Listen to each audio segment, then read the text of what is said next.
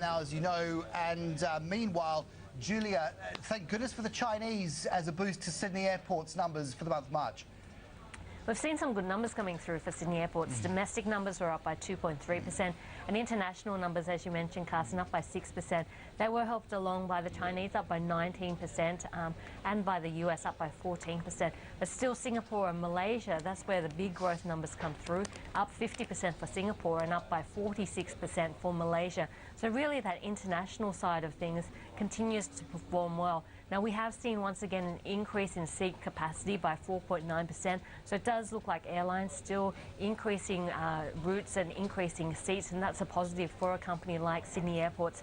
Now, high-yielding stocks have been performing very well in 2013 so far, but unfortunately Sydney Airports isn't one of them. The stock's actually down by 1% in the year to date, and it's really been missing out on some of the strong gains in stocks like we have seen in Wesfarmers, Woolworths, and in the Telstras of the world. Now, it still has a very strong yield of 6.3% on a historical basis, but I guess what's overshadowing the stock are some of the tax concerns, and in particular the way the ATO is going to deal with the deductibility of redeemable preference shares.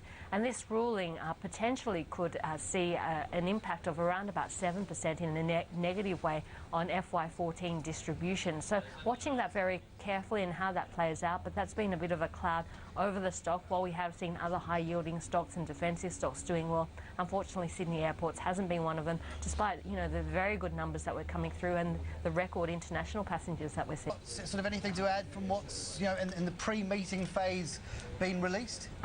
I guess it is all about Japan at the moment and the massive amount of stimulus and the yen weakening strategy that will be very much in focus by currency traders and by the market over the weekend. But all in all, it does look like today we're going to see a bit of a bounce in the market. The material space has been where the worst hit losses have been this week, down by 9.8% in the week to date so far.